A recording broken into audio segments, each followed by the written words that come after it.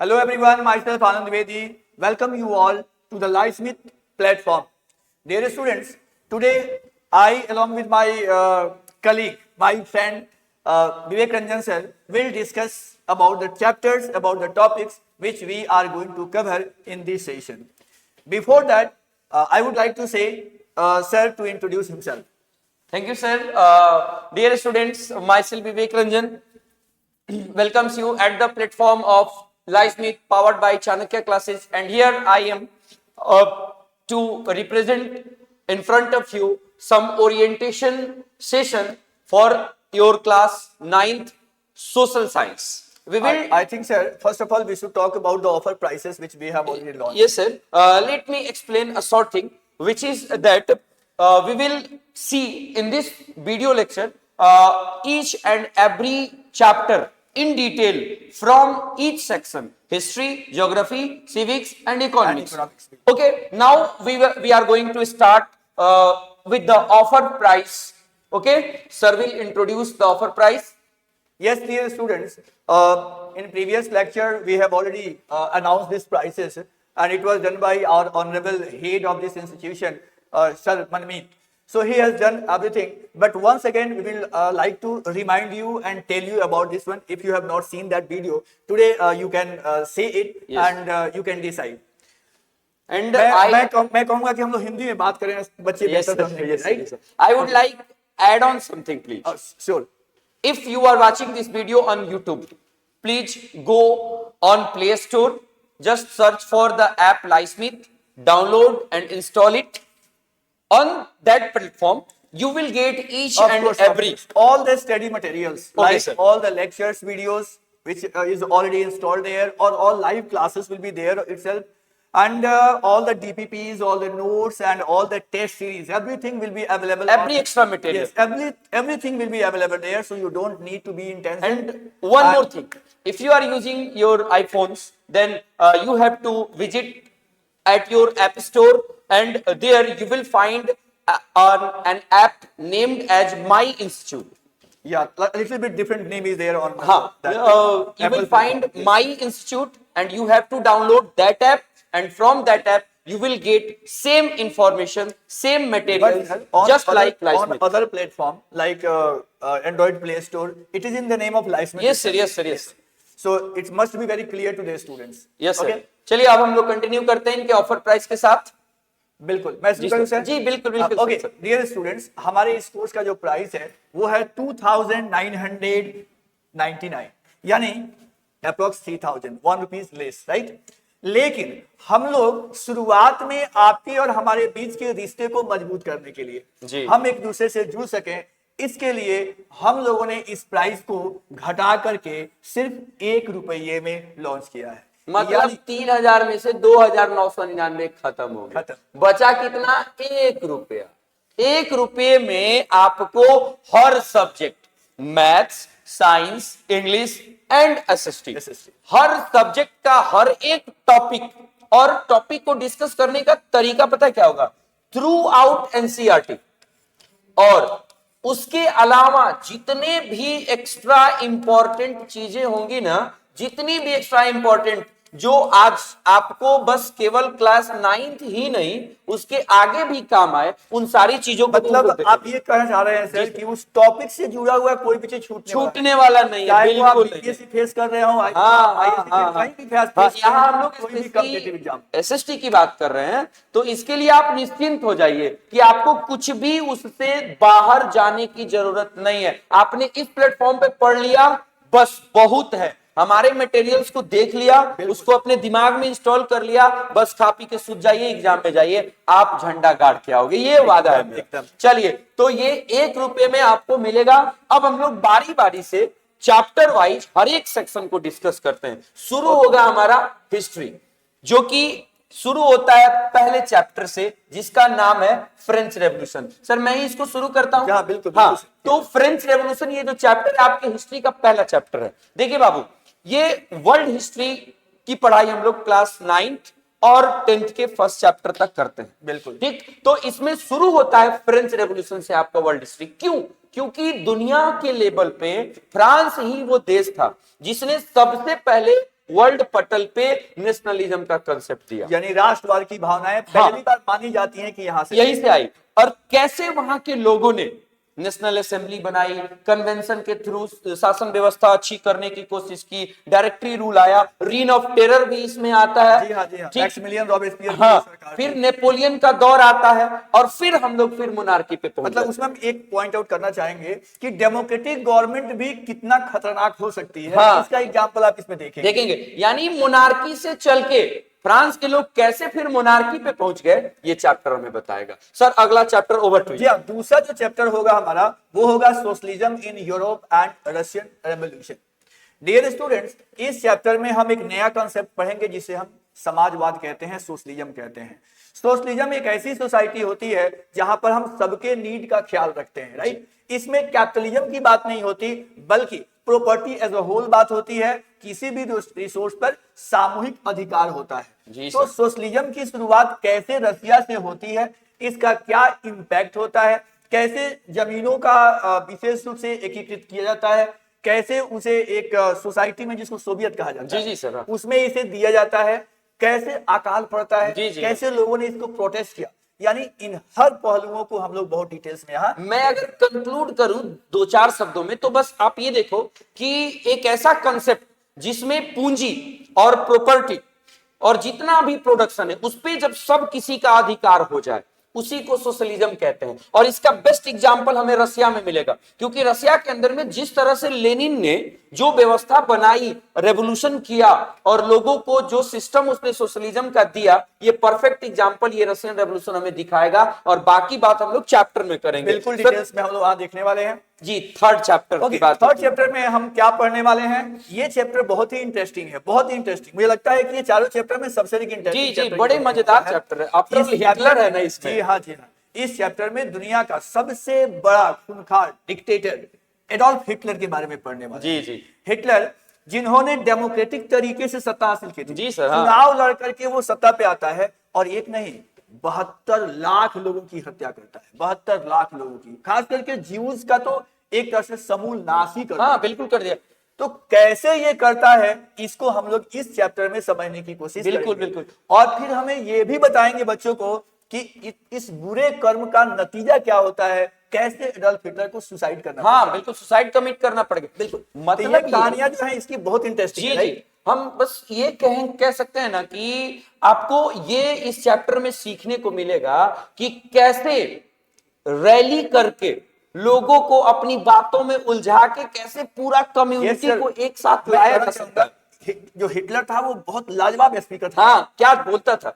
मैं जहां भी वो अपना स्पीच दे वहां के सारे लोग उसके मुरीद बन सर जाते। सीधे वो लोगों के इमोशन को टच करता था। एकदम। और इसकी बदौलत उसने सत्ता हासिल की, फिर धीरे धीरे उसने परिवर्तन करने की कोशिश की, ज्यूज का समूल नाश कर दिया और लास्ट में खुद को गोली मार लेना पड़ा, जी, सुसाइड कर लेना पड़ा। बच्चों को बहुत मजा आने वाला है इस चैप्टर चैप्टर में, में। बहुत मजा आएगा। बिल्कुल बिल्कुल जी, और ये लास्ट चैप्टर है ना, ये छोटा सा चैप्टर है और इसमें भी इस साल के सिलेबस में आपको इसका मैक्सिमम पोर्शन डिलीटेड है, बता दिया गया है। बिल्कुल। एनसीईआरटी के अकॉर्डिंग आप देखो तो 1.1 टू ओनली 1.3 तक ही पढ़ना है। सर इसके टॉपिक्स जल्दी से आप डिस्कस करिए कि आगे बढ़े। जो है ना वो फॉरेस्ट से संबंध में तो पढ़ना ही है, लेकिन मेनली इसमें डिफॉरेस्टेशन के क्या जी, कारण है, हाँ। आखिर क्या वजह है कि बहुत लार्ज स्केल पर यानी 9.3% फॉरेस्ट एरिया को कट कर दिया गया था। इसके पीछे के क्या लॉजिक है, रीजन हाँ। है, ये सब हम लोग पढ़ेंगे। बहुत छोटा, मुश्किल से 1-2 लेक्चर में ये कंप्लीट हो जाएगा। जी हाँ बिल्कुल हो जाएगा। तो आपका सिलेबस बस हिस्ट्री हिस्ट्री का का था इतना ये। ही है और हम लोग डिटेल्स में इसके बारे में पढ़ेंगे। बिना समय गवाए सर हम लोग आगे बढ़ते हैं। जी बिल्कुल बढ़िए सर।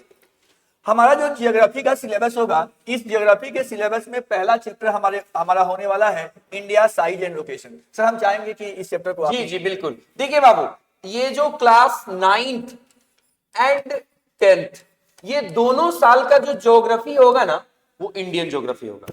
इसमें हम लोग किसी और देश की बात ही नहीं। बिल्कुल नहीं। तो इसमें चैप्टर 1 जब शुरू होगा तो इंडिया का लोकेशन, यानी धरती पे इंडिया कहाँ लोकेटेड है। इसमें हम इंडिया के लैटिट्यूडनल लॉन्गिट्यूडनल एक्सटेंट देखेंगे, इंडिया का जो ये एशियन कंटिनेंट में कहाँ लोकेशन है वो देखेंगे। फिर हम इंडिया के जब साइज की तरफ बढ़ेंगे तो इंडिया का नॉर्थ से south boundary line, northern most point कौन सा है, जैसे एग्जांपल के तौर पे अगर हम northern most point of India बात करें तो इंदिरा कॉल आता है जो सियाचिन ग्लेशियर में है। ये सारी बातें हम लोग करेंगे। उसके बाद वर्ल्ड के साथ भारत का क्या रिलेशन है, कैसे एंशिएंट टाइम पीरियड से ही भारत ने अपना एक जबरदस्त रिलेशन दुनिया के साथ बनाए रखा है, चाहे वो व्यापार के माध्यम से हो, कल्चर के माध्यम से हो, इन तमाम चीजों को देखेंगे। और साथ में इस चैप्टर के लास्ट में हम लोग इंडिया के नेबर्स के बारे में पढ़ेंगे। जी हाँ, और कौन कौन पड़ोसी हैं। जी, एक छोटा सा ट्रेलर टाइप का, इतना जबरदस्त लेवल पे हम पढ़ेंगे ना कि कौन सा पड़ोसी देश, जैसे अगर बांग्लादेश इंडिया का एक पड़ोसी देश है तो ये बांग्लादेश इंडिया के साथ कितना लंबा बाउंड्री लाइन शेयर करता है, ये भी बात, मतलब ये लेवल तक हम लोग जाने वाले इस लेवल तक हम जाएंगे सर। और ये बात हम अपने बच्चों को बताएंगे। क्या कमाल की पढ़ाई होगी। एक चीज सर छूट रहा है, मुझे लग रहा है जी। कि इसमें सबसे मुझे जो अच्छा लगा इस जी, चैप्टर में हाँ। कि टाइम का कैलकुलेशन। हाँ बिल्कुल बिल्कुल। कैसे इंडिया का जो टाइम है वो 5/1/2 आवर आगे लेग पे है। GMT से। कैसे जीएमटी से हम लोग 5.5 घंटे टाइम कैलकुलेट करते हैं। जी हाँ, इसमें हम एक एक लॉन्गिट्यूड को देखेंगे, टाइम मल्टीप्लाई करेंगे और समझाएंगे कि ये कैसे होता है। अगर हमने उत्तर प्रदेश के मिर्जापुर को इंडिया का स्टैंडर्ड टाइम जोन बनाया है तो क्यों बनाया, ये भी हम बताएंगे, बिल्कुल हम लोग बताएंगे। और चलिए मजा आएगा। Next chapter sir. Okay, next chapter में हम लोग जिस टॉपिक्स को कवर करने वाले हैं वो है फिजिकल फीचर्स ऑफ इंडिया, यानी भारत के भूभाग किस प्रकार के हैं। What type of land forms are going to be discovered in this chapter, that may be northern plain, mountainous region, desert areas, islands, coastal plains, इन सब के बारे में हम लोग बहुत डिटेल्स में पढ़ने वाले हैं। कहने का ये मतलब है ना कि भारत के नॉर्दर्न माउंटेन्स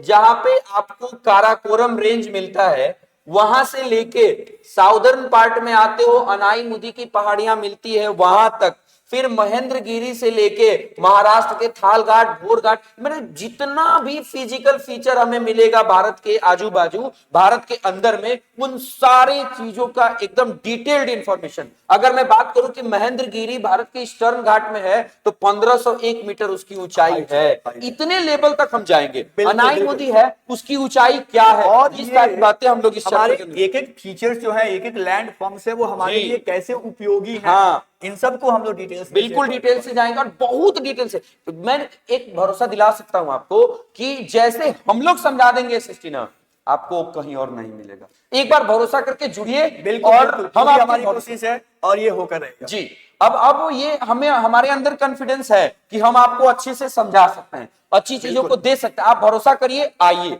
चलिए सर, अगला chapter please, drainage. Okay, third chapter जो हम कवर करने वाले हैं वो है ड्रेनेज, यानी रिवर सिस्टम। जी। रिवर सिस्टम के अंतर्गत हम जानेंगे कि हमारे देश की धमनी कही जाने वाली ये नदियां कैसे कितनी इंपॉर्टेंट है। आप सभी जानते हैं कि एग्रीकल्चर हमारे देश का रीढ़ की हड्डी है, यानी बैकबोन है। तो बैकबोन अगर हो और उसमें धमनियां ना हो, नहीं आर्टरी ना हो, तो फिर तो बेकार हो जाएगा ना। बिल्कुल बेकार। तो ये हमारे जो ड्रेनेज पैटर्न्स हैं, हमारे रिवर्स हैं, ठीक वैसे ही काम करते हैं जैसे हमारे शरीर में ये वेन्स और आर्टरीज काम करते हैं। कौन कौन सी नदियां हैं, हिमालयन रिवर्स के बारे में पढ़ेंगे, पेनिनसुलर रिवर्स के बारे में पढ़ेंगे, उनके डिफरेंसेस जानेंगे, इनके लेंथ, ब्रेथ, एवरीथिंग हम लोग इसमें जानेंगे। इस रिवर्स का हमारे इकोनॉमी में क्या इंपॉर्टेंस है, ये सभी हम डिटेल्स में जानना चाहते हैं। इसके बारे में मैं बस इतनी सी बात कहूंगा कि नदियों का इंपॉर्टेंस बस आप इसी से समझ जाइए कि भारत का पूरा नॉर्दर्न प्लेन्स जो है वो नदियों के चलते ही बना। बिल्कुल। क्या सर, अगर ये नहीं रहे तो फिर सर मतलब ही नहीं। जो भारत का मोस्ट पॉपुलेस डेंस इलाका है नॉर्दर्न प्लेन्स, जिसमें भारत के सारे इंपॉर्टेंट राज्य हैं, यूपी, एमपी, बिहार, झारखंड, पश्चिम बंगाल, ये सारे राज्य जो हैं वो इन्हीं के चलते बने। पूरे भारत को जिलाने का काम हाँ नहीं जी, नॉर्दर्न प्लेन ही करता है, तो बहुत इंपॉर्टेंट है। ये सब चीज हम लोग इसमें देखने वाले हैं। बिल्कुल। लेक्स की भी बात इस चैप्टर में होगी। हाँ बिल्कुल बिल्कुल। दो तरह के लेक्स जो बनते हैं, एक नेचुरल और एक मैनमेड, ये सारी बातें हम लोग इस चैप्टर में, ऑक्सबो लेक्स और ये सभी चीजों को, मिएंडर वगैरह सब सब इस चैप्टर में आएगा। आगे बढ़ जाए sir ji. Climate chapter. Third जो चैप्टर होगा हम सॉरी ये फोर्थ चैप्टर होगा। फोर्थ जो चैप्टर होगा इसमें हम लोग समझने वाले हैं भारत के क्लाइमेट के बारे में, यानी हमारा वेदर सिस्टम। कैसे यहाँ पर टेम्परेचर बढ़ता है, कैसे घटता है, क्यों गर्मी के दिनों में यानी जून जुलाई में टेम्परेचर हाई होता है, क्यों दिसंबर के महीने में कोल्ड होता है, प्रेशर सिस्टम क्या है, कैसे अल्टीट्यूड आपको latitude altitude distance from the sea continentality जिसको हम कहते हैं, इन सारे फैक्टर्स को हम लोग इसमें पढ़ेंगे। कहने का ये मतलब है ना कि ये चैप्टर भारत को और ज्यादा यूनिक बना देता है। बिल्कुल, क्योंकि क्लाइमेट का जो क्राइटेरिया इंडिया में हमें देखने को मिलता है वो दुनिया के किसी दूसरे देश में नहीं मिलेगा, क्योंकि मानसून टाइप, हाँ मानसून टाइप का क्लाइमेट है। ये तो वरदान है, जी मानसून जी तो हमारे देश के लिए तो वरदान है। इस क्लाइमेट से रिलेटेड हर बातें हम लोग करेंगे। मैं एक छोटा सा हिंट दे दूं, आप जानते हैं कि इंडिया जो है ना वो नॉर्थ ईस्टर्ली विंड सिस्टम के दायरे में पड़ता है। नॉर्मल अगर सिचुएशन भारत का कंसीडर किया जाए तो भारत में हवाएं इधर से आनी चाहिए, नॉर्थ ईस्टर्ली हवाएं, लेकिन देखते क्या है कि गर्मी के दिनों में भारत में हवाएं इधर से आती हैं। ये मिरेकल है, इधर से आने के बजाय हवाएं इधर से आ रही हैं। ये कैसे होता है, इसका एक एक चीज हम लोग आपको समझा देंगे कि अगर ये हवाएं इधर से ना आके इधर से आके बारिश करा रही हैं तो क्या रीजन है। ये सब बात हम लोग चैप्टर के एक बात मैं बच्चों से कहना चाहूंगा कि अगर वो चैप्टर समझ गए तो ये अनुमान लगा सकते हैं कि आज बारिश हो सकती है, हाँ, और मानसून कब आएगा वो प्रेडिक्ट कर सकते हैं। अगर लेट हो रहा है तो क्यों हो रहा है। यस सर, इसके पीछे ये सारे कॉन्सेप्ट क्लियर होने वाले हैं। लास्ट चैप्टर जल्दी करते हैं सर, करिए थोड़ा सा। जो लास्ट चैप्टर हमारा 5वां चैप्टर है वो है पॉपुलेशन। यानी हमने अपने देश के बारे में साइज जान लिया, फिजिकल फीचर जान लिया, यहाँ के ड्रेनेज जान लिया, क्लाइमेट जान लिया, यहाँ रहते कौन है, हमारे क्या फीचर्स हैं, हम इंडियन पॉपुलेशन जो है हमारी क्या क्वालिटीज हैं, क्या डिमेरिट्स हैं, इन सब के बारे में हम इसमें पढ़ेंगे। जी बिल्कुल। कौन किस फील्ड में काम कर रहा है, कितने लोग प्राइमरी सेक्टर में है, कितने सेकेंडरी सेक्टर में है, कितने टर्शियरी सेक्टर में है, इन सबको हम इसमें देखने वाले हैं। और साथ ही साथ कैसे हम अपने पॉपुलेशन को रिसोर्स बना सकते हैं, लाइक एजुकेशन है, इन सभी चीजों को हम लोग इसमें किस जगह का क्या पॉपुलेशन डेंसिटी का दायरा है, ये सारी बात इस चैप्टर में आएगा। बिल्कुल सर, सिविक्स की तरफ मूव करिए। ओके सर, सिविक्स के अंतर्गत जो चैप्टर हम लोग पढ़ने वाले हैं, टोटल हमारा 5 चैप्टर्स हैं। जी सर। 5 चैप्टर में पहला चैप्टर है what is democracy, why democracy. Sir क्यों ना आप इसे सुनिए। हाँ हाँ बिल्कुल। देखिए, अगर हम इस चैप्टर की बात करें ना तो इस चैप्टर के अंदर में बेसिकली 2 चीजें हम देखेंगे कि डेमोक्रेसी क्या है और ये हमें क्यों चाहिए। तो अगर डेमोक्रेसी के आधार पे आप इंडिया का को जज करने की कोशिश करो तो आप देखोगे कि दुनिया का सबसे जबरदस्त डेमोक्रेटिक कंट्री हमारा देश है। क्यों? क्योंकि यहाँ पे सबसे बड़ा, सबसे विस्तृत रिटन डॉक्यूमेंट है जिसको हम लोग अपना कॉन्स्टिट्यूशन कहते हैं। तो उस कॉन्स्टिट्यूशन के बताए गए रास्ते पे हमारी डेमोक्रेटिक गवर्नमेंट काम करती है। और सबसे इंपॉर्टेंट फीचर मैं बताऊं क्या है इस देश की, कि यहाँ रिप्रेजेंटेटिव डेमोक्रेसी को फॉलो किया जाता है। तो ये सारी बातें कि कैसे भारत की डेमोक्रेसी रिप्रेजेंटेटिव डेमोक्रेसी है, डेमोक्रेसी के फीचर्स क्या हैं, उसके डिमेरिट्स क्या हैं, ये सारी बातें पढ़ेंगे। और साथ ही साथ हमारे देश में डेमोक्रेटिक सरकार ही क्यों चाहिए, ये भी बात इस चैप्टर के अंदर में हम करेंगे। यानी डेमोक्रेसी के प्रोस कॉन्स सब कुछ हम लोग इसमें देखने वाले हैं। आगे बढ़ते हैं सर। जी अगला नेक्स्ट चैप्टर हमारा होगा वो होगा कॉन्स्टिट्यूशनल डिजाइन। इसमें पूरी तरह से हम अपने संविधान के बारे में, अपने कॉन्स्टिट्यूशन के बारे में बात करने वाले हैं। हमारी चैप्टर जो शुरू होती है वो नेल्सन मंडेला और साउथ अफ्रीका से शुरू होता है। हम देखेंगे कि कैसे वहां कॉन्स्टिट्यूशन बनता है और उसके बाद हम कॉन्स्टिट्यूशन के एक एक पहलुओं को पढ़ेंगे। कौन कौन से लोग हैं, कितने लोग थे, जैसे जनरली हम कहते हैं 399 टोटल थे। हाँ। बाद में चले गए पाकिस्तान में, आजादी तो 299 इंडिया में रहे हैं। तो ये लोग मिल करके कैसे ये कॉन्स्टिट्यूट करते हैं ये हम जानेंगे इसमें। एक और मैं डेटा इसमें बता दूं कैसे बिल्कुल आता है। तो देखिए 299 जो मेंबर्स थे ना आजादी के बाद भारत में, जब 26 नवंबर 1949 को जब हमारा संविधान अंगीकृत किया जा रहा था ना, तो उस पे 284 मेंबर्स का ही सिग्नेचर है।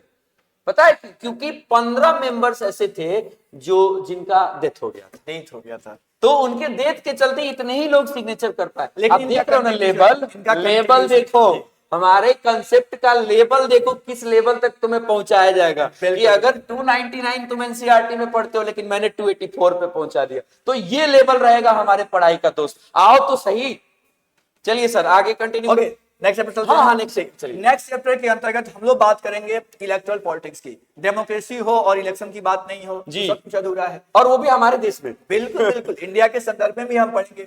तो इलेक्ट्रल पॉलिटिक्स के अंतर्गत इलेक्शन प्रोसीजर को पूरी तरह से पढ़ा जाएगा। इसमें वोटर लिस्ट से लेकर के इलेक्शन के कैंपेन, इलेक्शन का कंडक्शन और उसका रिजल्ट, ये सारी चीजें इसमें डिस्कस की जाएंगी। यानी कहने का मतलब क्या है कि वोटर लिस्ट तैयार होने से लेके बाबू लोग गवर्नमेंट फॉर्मेशन तक, हाँ, रिजल्ट आना, रिजल्ट के आधार पर सरकार बना लेना, ये सारा स्टेप वाइज ये चैप्टर हमें सिखा देगा कि कैसे और इलेक्शन कैसा होना चाहिए। फ्री एंड फेयर इलेक्शन क्या है? इलेक्शन होने के लिए तो दुनिया में हर जगह होता है। हाँ। यहाँ तक कि जब अंग्रेज थे वो भी यहाँ इलेक्शन कराते थे। जी हाँ, लेकिन वो डेमोक्रेटिक इलेक्शन नहीं था। तो कौन से इलेक्शन डेमोक्रेटिक इलेक्शन होते हैं, ये चैप्टर पढ़ने के बाद आपको बिल्कुल पूरी तरह से कॉन्फिडेंस के साथ आप ये बता पाएंगे। हाँ। क्या भारत का इलेक्शन फ्री और फेयर इलेक्शन है कि नहीं, ये भी आप जज करोगे। इसके अंतर्गत हम इलेक्शन कमीशन को पढ़ेंगे। और सर ये जब चैप्टर हम लोग पढ़ाएंगे ना, तो इसमें इलेक्शन का मेरिट और डिमेरिट दोनों बताएंगे, दोनों पहलू, क्योंकि एक तरफा कोई भी चीज अच्छा नहीं होता। चीजें तब जाके अच्छी होती हैं जब दोनों तरफ से बराबर मोटिवेशन हो, बराबर एफर्ट लगाया जाए। तो जैसे हम लोग अगर अपनी पढ़ाई की बात करें तो हमारा जो प्रयास है, जो हमारा मेहनत है, वो तब सफल होगा जब आप भी उधर से बराबर लगाएंगे, ठीक, उधर से बराबर जोर लगाएंगे जी, तो दोनों मिल के हम लोग नई ऊंचाइयों तक जाएंगे। बिल्कुल जाएंगे। तो चलिए सर, अगला चैप्टर है वर्किंग ऑफ इंस्टीट्यूशन। इस चैप्टर के अंतर्गत हम पढ़ेंगे कि कैसे हमारे प्रधानमंत्री, हमारे राष्ट्रपति या हमारे चीफ मिनिस्टर्स ये कैसे काम करते हैं, जितनी संस्थाएं हैं ये कैसे वर्क करती हैं, किसको कितना राइट दिया गया है, क्या उनका लिमिटेशन दिया गया है। इस चैप्टर के अंतर्गत आप इन सभी चीजों को बेहतर ढंग से समझ पाएंगे। इस चैप्टर में हम लोग देखेंगे क्या कि भारत में जनरली अलग अलग ऑर्गन्स ऑफ गवर्नमेंट होते हैं, तो ये ऑर्गन्स कैसे काम करती हैं, ये बात होगी। उसके साथ साथ ये भी देखेंगे कि भारत में रिप्रेजेंटेटिव्स भी जनरली दो तरह के होते हैं, एक होंगे टेम्पररी और एक होंगे परमानेंट। एक परमानेंट हो गया और एक टेम्पररी, यानी टेम्पररी मतलब पॉलिटिकल, आपके कहने का अर्थ है पॉलिटिकल। हाँ, जो नेता लोग जो चुन के आते हैं, सरकार बनाते हैं, वो टेम्पररी। और परमानेंट जितने आईएएस, आईपीएस, जितने एडमिनिस्ट्रेटिव अधिकारी हैं, उन सारी ये लोगों के वर्किंग कल्चर को ये चैप्टर हमसे डिस्कस करेगा। चलिए सर, लास्ट वाला जल्दी से लास्ट चैप्टर में हम लोगों को पढ़ना है डेमोक्रेटिक राइट्स के बारे में। डेमोक्रेटिक राइट्स के अंतर्गत हमारे संविधान में हम नागरिकों को दिए गए वो सारे अधिकार अंकित हैं, जिसमें जो हमारे जीवन के लिए जरूरी हैं। और ये जो राइट्स हैं ये सिर्फ हमारे लिए नहीं है, बल्कि एक गरीब भिखारी से लेकर के और हमारे पीएम तक और प्रेसिडेंट तक सब पर ये लागू होता है। और इस राइट्स जो हमारे फंडामेंटल राइट्स हैं, इनको तो किसी कंडीशन में छीना ही नहीं जा सकता। जी। तो कौन कौन से वो राइट्स हैं और उसके कौन कौन से आर्टिकल्स हैं, ये सारी चीजें हम लोग इसमें पढ़ेंगे। एक और चीज कहना चाहूंगा मैं कि एक राइट के बिना एक इंसान का जीवन कितना मुश्किल हो जाता है डेमोक्रेटिक कंट्रीज में, खासतौर पर था ना हाँ, वो जेल वाली बात जी। अमेरिका ने लगभग 500-600 लोगों को उठा के सही डाल दिया। जी हाँ, और अधिकार अगर होता तो वो लड़ते नहीं लड़ पाए, क्यों? क्योंकि उनको अधिकार नहीं मिला। देखो हमारा ये राइट का हमारे जीवन में बहुत बड़ा महत्व है। हमारे संविधान में डेमोक्रेटिक राइट्स इतना इंपॉर्टेंट है कि इनको भारतीय संविधान के आर्टिकल नंबर 12 से लेके और 35 तक पूरा का पूरा ये आर्टिकल जो है ना, वो केवल फंडामेंटल राइट से रिलेटेड है, जिसमें 6 तरह के अधिकार, और उन 6 अधिकार में भी अलग अलग, यानी इंडियन कॉन्स्टिट्यूशन के जितने इंपॉर्टेंट आर्टिकल्स जी वो सारे। अब तो पूरे 395 सारे एक एक करके तो हम लोग बताएंगे नहीं, जी। लेकिन जो इंपॉर्टेंट है, जो हमारे सिलेबस में आएगा, जैसे राइट्स वाले में आएगा, तो यहाँ ये सारे आर्टिकल जो हमारे जीवन से जुड़े हैं, हमारी सरकारी व्यवस्था से जुड़ी हुई है, सारे आर्टिकल्स को भी हम लोग देखेंगे। जी हाँ। तो सर सिविक्स यहाँ हम लोग कंप्लीट करते हैं। हाँ। चलते हैं इकोनॉमिक्स में। जी बिल्कुल सर, जल्दी से चलते हैं। तो इकोनॉमिक्स में हम लोगों को पढ़ना है टोटल 4 चैप्टर्स, जिसमें पहला चैप्टर हमारा होगा story of village Palampur. Dear students, Palampur जो एक गांव है, ये हाइपोथेटिकल है, रियलिटी में नहीं एग्जिस्ट करता है। ये सिर्फ एग्जाम्पल के फॉर्म में लिया गया है ताकि हमारा जो विलेज कल्चर है, कैसे लोग वहां रहते हैं, इसको बताया जा सके और हमारे गांव का डेवलपमेंट का स्टेटस क्या है ये जान सके। इसके अंतर्गत हम लोग प्रोडक्शन के जो फैक्टर्स हैं उसके बारे में पढ़ेंगे और विलेज इकोनॉमी को समझने की कोशिश करेंगे। सर, इसमें कुछ जोड़ना चाहेंगे आप? जी, ये मतलब क्या है कि एक इमेजिनरी गांव का एग्जाम्पल लेकर के और उस गांव की इकोनॉमिक एक्टिविटीज का क्या दायरा होना चाहिए, ये सारी बातें इस चैप्टर के अंदर में डिस्कस हम लोग करेंगे। आप लोग देखते क्या है कि गांव में लोग अलग अलग इकोनॉमिक एक्टिविटीज में जुड़े होते हैं। कुछ लोग फार्मिंग एक्टिविटीज में और कुछ लोग नॉन फार्मिंग एक्टिविटीज में। ये सारी बात हमारा चैप्टर हमारे से करेगा। यानी अगर बच्चे ये चैप्टर पढ़ लेते हैं जी। तो गांव में अगर नहीं भी गए होंगे, इसके बावजूद भी गांव के बारे में पूरी तरह से जान जाएंगे। हाँ बिल्कुल जान जाएंगे। आगे बढ़ जाए सर। जी, हाँ तो सर। मैं चाहूंगा सर कि पीपल एज रिसोर्स को आप इंट्रोड्यूस करें। बिल्कुल बिल्कुल। देखिए जैसा कि आप लोग जानते हैं रिसोर्स, तो हमारे नेचर में पाए जाने वाली हर एक वो चीज जो हमारे जरूरत के काम आती है, यानी anything that exist in our nature and satisfy our needs is a resource. तो रिसोर्स के आधार पर जब हम अपने पॉपुलेशन को, अपने लोगों को जज करते हैं तो देखते क्या है कि सबसे इंपॉर्टेंट रिसोर्स है ये, क्योंकि हम लोग अपने स्किल, एजुकेशन और हेल्थ फैसिलिटी का यूज करके अपनी इकोनॉमिक एक्टिविटीज को कंप्लीट करते हैं और उससे हम अपने लोकल लेवल का, अपने राज्य का और अपने देश का सबका इनकम एक बढ़ाने का एग्जांपल काम। मैं यहाँ देना चाहूंगा। जी। देखो बच्चों, आप जो है ना हमारे लिए रिसोर्स हैं। हाँ हमारे लिए आप रिसोर्स रिसोर्स हैं। हैं। कल हो करके आप हमारे सब्सक्रिप्शन लेंगे, पढ़ेंगे, तो जी। आपसे जो हमें इनकम होगा वो हमारे लिए उपयोगी होगा। जी, जी। और आपको एजुकेशन की जरूरत है और हम आपको एजुकेशन दे रहे हैं, तो हम टीचर्स या ये लाइफस्मिथ प्लेटफॉर्म एक रिसोर्स हुआ आपके लिए। बिल्कुल हुआ तो सर। हम इंसान, हम पीपल कैसे एक दूसरे के लिए रिसोर्स हैं, इसका एक एग्जाम्पल। और लोगों को रिसोर्स बनाने के लिए उनके अंदर क्या क्या इंसर्ट करना पड़ता है, जैसे एजुकेशन हो गया, स्किल हो गया, हेल्थ फैसिलिटी हो गया, ये तमाम चीजें इंसर्ट करने हम के लोग बाद पढ़ने वाले हैं। जी कैसे लोग एसेट बन जाते हैं, ये तमाम बातें हम लोग इस चैप्टर में करेंगे। सर पॉवर्टी वाला आप देखें। ओके, थर्ड चैप्टर में हम लोग जो कवर करने वाले हैं वो हमारा चैप्टर होगा पॉवर्टी ए चैलेंज।